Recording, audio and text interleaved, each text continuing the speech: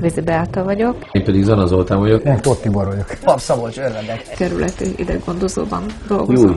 Hát meg kell mondjam, hogy én nem hiszek nagyon a pszichoanalízisben.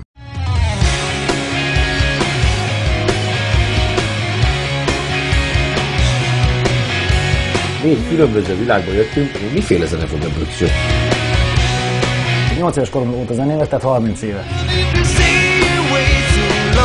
Szinte egyforma, mint 4 tojás.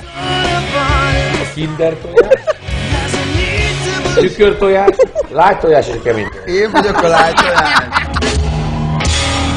3 hónapig ilyen arccal fogunk ébredni minden reggel, és egy lemezt dal sem írunk. Basta kurva! Tök más gondolunk a rock and rollról. Érzelmileg túlcsordult harmóniák emberek. Neked az agresszió, nekem meg a szabadság. Ők csinálják a hülyeségeket.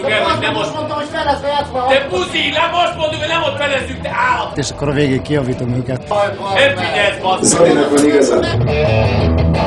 Most gyakorlatilag a felénél tartunk. De mi már majdnem kész vagyunk. Mármint időben? Igen. Akkor szünet.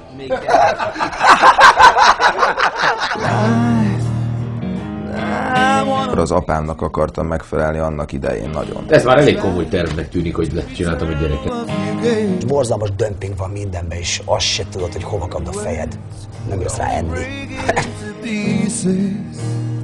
Nyáron elvesztettem édesapámat, és miatta szoktak rossz gondolatai lenni. Magyarországon kurvára van miről üvöltözni. Megfelelek-e ennek a világnak, ami egy tök őrült világ? Sorokok le vannak zárva, úgyhogy ide most be nem jön senki, amíg meg nem győztek. És azt tetszik a rakétok, a balé. Azt hiszik az emberek, ez tök jó. Kimész, koncertezel, elteszed a mánát, és akkor utána húgy. Ez nem így van. Ez nagyon kemény munka az alkoholizmus. Szőke a bajuszom.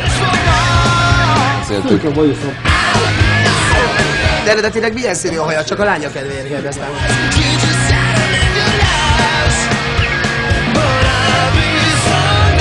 Tényleg, hát nem tartozik ehhez a szakmához egy titoktartás, gyerekek.